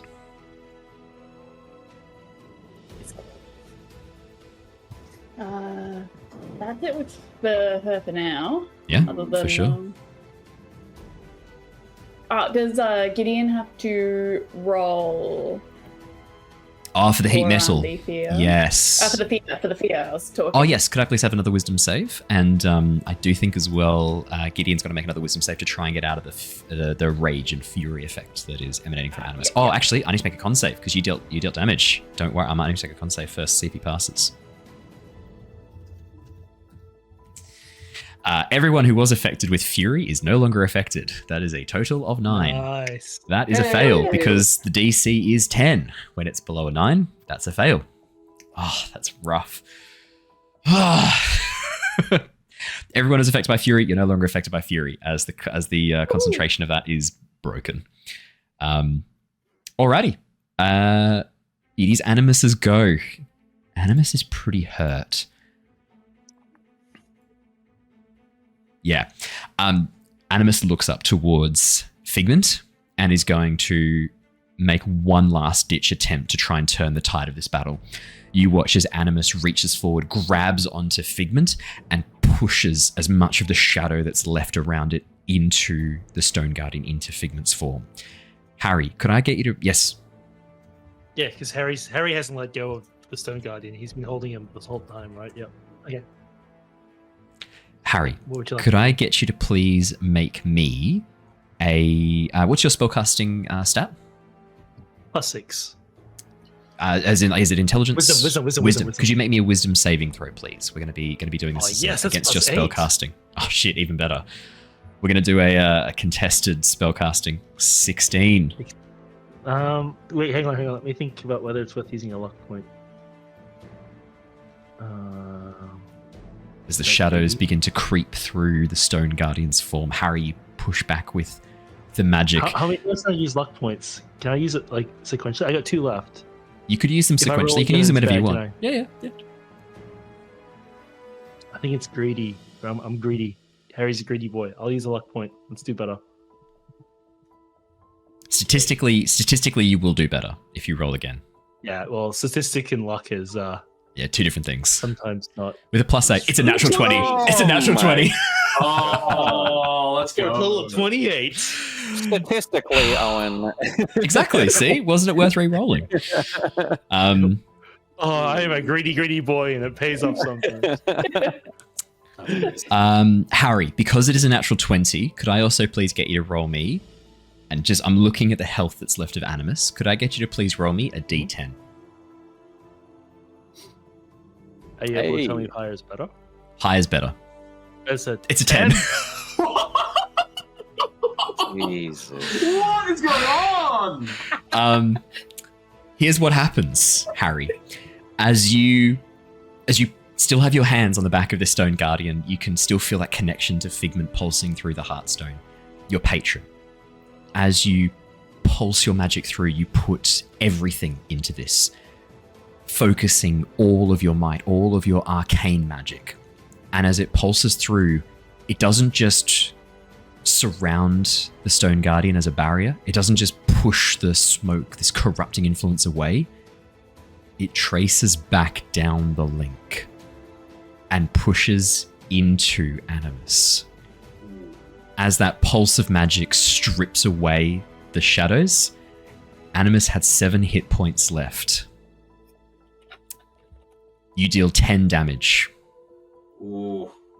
You watch as that pulse of green light burns away the last fragments of that dark smoke. And as it does so, you see standing before you this broken, almost pitiful construct. No armor plating, no well looked after, well-shaped form. A fragment of broken pieces mashed together. And it stands there for a moment. And as it turns towards you, you watch as that face, that broken faceplate half hanging off, looks you dead in the eyes, Harry. This is not the end. I am hatred. I am... And you watch as the faceplate just drops, breaking onto the floor. And as it does so, Animus comes apart, breaking into pieces, scattering across the floor. I'm going to take you out of initiative as those sections crumble apart, leaving this core, very similar to the giant forged core that you've seen in all the giant forged, all those giant made warforged, this core of electrum and light and crystal. But this one is folded over itself. As you look at it, light seems to almost bend around it. As Figment pulls back out of the Stone Guardian, you watch as the Stone Guardian seals back in time again, like dropping back to that slow motion as the rest of the dream around you fades back into that background. As Figment pulls back into your gemstone, Harry, you hear in your mind. Actually, no, I'm going to say Figment says this out loud. All of you hear this. Yeah. We did it. Harry and friends, we survived. Harry, take me to his core. I might be able to help. Guys, do you guys mind if I take Big to We heard at that core? time. How do we feel about that? We heard at that time, Harry. Maybe not a great idea, just in I case. just wanted to check with you guys before I actually do it. What do we think the chances of Figment absorbing whatever the hell rage and anger thing that this Animus had? I mean, simply touching your stone looks fart pretty was clean. enough to do a like transfer. white, man. The core is cleansed. We have broken Animus. At least this aspect of it. What is left is its core programming. I can take it, meld it with my own, parts that are missing, and improve myself. Perhaps even help you navigate these dreams. Friends and Harry. Figment, would you be able to tell us where this entity originated from, or perhaps where it came from, perhaps? I'm sorry, Niles. I do not know the origin, but it does seem a fragment, like myself. Perhaps we were once the same. We once were one. Could you know what it was if you meld with it? Yes, I believe I could find out more about it and myself. I just look at the rest. What are the potential risks, Fragment? I mean, could you become corrupted yourself? If we had tried to do this before breaking it, yes, there would have been a risk he could have overwhelmed me. I am not very big. I am just Figment. I'll sort of give a nod to Harry. Okay, Harry walks over, and as he's walking over, he's like, "Hey, Figment, I notice you always say Harry and friends or friends in Harry. Is Harry a friend?" Of course, Harry. We are friends. Harry picks up the orb. Harry, as you pick up the orb, it feels very heavy in your hands, and then you watch as it slowly begins to fragment and break apart. The data, this pixelized image, begins to stream around your hand and into the heartstone, and as it does so, you feel this warmth almost pulsing through you, and you watch as your metallic hand, the section that had grown around the heartstone, you watch as it begins to spiral a little bit further, growing just a touch more as it moves down your arm, just down past the wrist, these sections of metal. And as it moves up towards the fingertips, you watch as your claws on your right hand with the heartstone are coated in this thin layer of metal. Harry, you have an unarmed attack that now deals slashing damage with that hand, as you now have metal claws on that hand. Just a fun bonus that comes to you with this. There's also something else funny that happens when you cast your Eldritch Blast, but we'll get to that later when you cast your Eldritch Blast.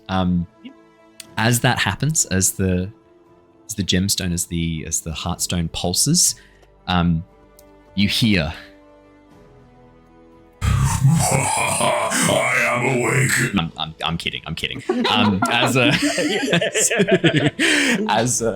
As you feel this pulse moving through, you watch as the dream slowly begins to speed up for a moment, and then pauses, and then rewinds a moment, and then plays for a moment. You watch as again that figure of Hunmar suddenly moves back into existence, coming back in together as the form of Animus is gone. Rewinds for a second, then pushes forwards for a second, and then rewinds again. And you hear in your mind, Harry, just you this time. Ah, interesting. Yes, I think I can control more of these dreams now, Harry, these memories. Yes. Very interesting. Would you like to continue the rest of this dream from where you left off? Harry repeats that to the others. No, Harry, get it to... I got too emotional before. Rewind to before when Niles and myself... you and myself were greeting the other giants. I should give a proper greeting. Harry says it's the Figment. Oh, anything else, anyone? No, that sounds good to me. No, okay. Harry, sorry. Well, while it rewinds time, could you briefly ask it if it's gained the information that Animus had? It was surprised that Figment existed as a almost extinct fragment, like the last of its kind. Can it see if it can search Animus's database on how many other fragments it destroyed? And how many that might Harry be remaining? asks.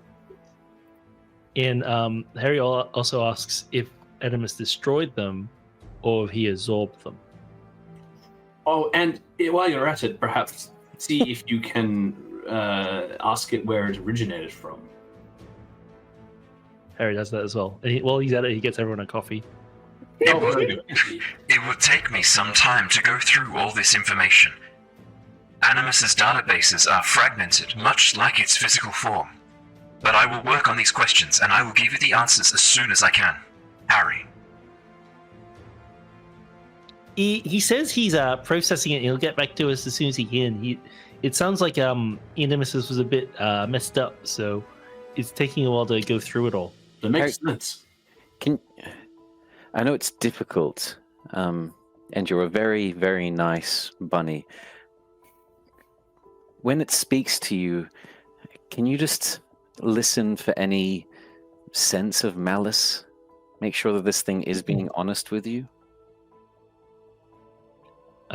Well, Harry's going to take advantage of his stone giant form and do if he can do an insight check on if Figment specifically has changed for good or for better since absorbing animus. He can do this later after a bit of more interaction. No. I'm happy to do this now. This is a great call. And the other interesting thing that happens as well while you're doing that, Bard, as you say that, you watch as one of the stone giants standing towards the back of the group, nowhere near you guys, glitches and moves for a moment, and then you watch as its form pixelates and a figure steps through. This one, made of arcing spirals of beautifully constructed metal, forming this like sequence of helixes throughout the entire body, almost like the shell of a warforged. The arms much, much longer, almost disproportionately long down towards the knees. The legs long and lanky and sinuous. The torso made of these multiple spirals of metal twisted around this central core that spins rapidly. You can see runes across its surface spinning in center. And its face made up of this single faceplate. No mouth, no nose, and in its center, a single eye glowing green. Ah, I can manifest myself here now. Good. I can be far more useful. You do not need to worry, friends of Harry. I am here to help. I can hear what you say. I can speak to you. I am your friend. That's a natural 1 on Christian's insight check on Bart's insight check. 16 on Harry's. And I'd say what we'll wrap up with tonight, what we'll do is we'll have that's a 3 from Niles. Outstanding, Niles. This is great. That's a 2 from Lyra. 19 from Ember. Okay, here's what we get. Harry and Ember. For Lyra, Bart, and Niles, hey, good has prevailed. Evil has been vanquished. All is right in the world. For Bart, man, like 100%, what you have done here today, the best thing you possibly could have done. Like, there is no hint of anything wrong with Figment. You're pretty confident, Bart, that Figment's incapable of lying anyway. Figment's just a program. It's just a giant thing. Is the father I wanted. Yeah. Figment can't lie. And if your theory about Figment being what's left of a Nam is true, then even more reason to trust Figment. There's nothing sketchy going on here at all. Ember and Harry. Figment is a little bit different. Only subtly so far, and it's only just happened, but you notice that there's almost more personality there. Like, Figment seems to be a bit more, like in the patterns of its speech, in the way that it talks to you, and the way it refers to you, and taking initiative to step out and speak to the party. Figment's never done that before. There's almost like this autonomy and personality that's coming through with Figment now. You're not getting any hint of malice, but Figment seems just a touch more autonomous than it did before it took out Animus. Ember, with a 19. Yeah, you've not really spoken to Figment directly. I don't think you've ever spoken to Figment directly, only through Harry. So this is your first time speaking with this thing. It does speak a bit like a warforged, a very simple one, like a construct that hasn't been given a lot of personality, a lot of like identity. But there's definitely something else going on there. It's telling the truth when it says it wants to help you, but you know it's got its own goals. You know it's got its own desires. You can, even though it's presenting as if it's this simple construct, there's a lot more going underneath the surface. And you're not sure that all of it aligns exactly with your goals. It does seem to for the moment, but long term, it's hard to say. This creature is so alien, so different in the way it thinks. But unlike the others, you feel like you need to keep a closer eye on this thing, and a closer eye on Harry. Fantastic. I'm not going to cast heat metal, but hey. Hey. Brilliant. I think that is a good moment to end on. You watch as Figment strides forward, looking around, like reaching out and like closing its hand, looking down at its form before reaching down and touching the earth. And you watch as it touches the earth, it almost ripples through and pulls back. The world kind of almost malleable in its hands as it looks down and then goes, "Well, this is interesting. Sorry, you wanted to do the dream again. The echoes. I will take you back to when you first arrived. Here, let me help you, friends of Harry." And with that, you watch as Figment holds up a hand and then spins it forwards as time rewinds back to when you first arrived before the Stone Guardian had been pulled forth from the circle. Right as all of you stepped out, your 2 stone giant guides beside you. And that is where we're going to leave off for tonight and come back in next session to play out the rest of your giant dream. Brilliant. Thank you very much for joining us, everybody. Thank you to the lovely raiders who came through before. Wonderful to see all of your gorgeous faces coming in. I believe you had come from a D&D stream. Old Stormy running a zombie-themed D&D stream. Sounds like a lot of fun. Make sure you go and check it out. We are going to, for those of you who are joining us on Twitch, we are going to go and raid one of our lovely friends of the channel. I will pull open who that is while I am finding someone to go and raid. Make sure if you're... Oh yeah, go. I was going to say, because you were in the midst of your amazing roleplay with Figment and Animus and the big final fight, as on top of the raid, Obscenities gifted some more lovely... We salute you, kind sir, Obscenities. You are wonderful. Thank you so much. And Obscenities also summoned a really sick monster into our Curse of Strahd session on Monday. A rug of smothering, but it was an owlbear skin. And so we made a custom monster. I've adjusted the rug of smothering stats, so it's got some owlbear stuff. And one of the players saw it on the ground. Our druid saw it on the ground, went, "Wow, that'll make a cool cloak," and put it on. Oh no! Oh yeah. It was incredible. So that was what we left off last time. I should say, given that we're talking about Curse of Strahd, maybe we should go and raid Skylax, who are playing Curse of Strahd. I think we should go and raid Skylax, who are playing Curse of Strahd. That'll be lots of fun. Let's go and raid them. For those of you who are watching on YouTube or listening on the podcast, thank you so much. If you want to help tame the brutal Animus, what you'll need to do is hit that subscribe button, hit the like button, and leave a comment to help purge the corruption from the algorithm. It's the only way. So make sure you do those things. If you're on the podcast, you can leave us a review. It's a thing you can do on most podcast platforms. Leave us a review, unless it's a bad one, in which case, keep it to yourself. From all of us here tonight, have a lovely, lovely evening. We will see you tomorrow night for our Legacy of Kyoshi Avatar Legends campaign. But until then, everybody, stay safe, stay well, and we will see you all again very, very soon. Goodbye. Bye. See you later, everybody. Bye.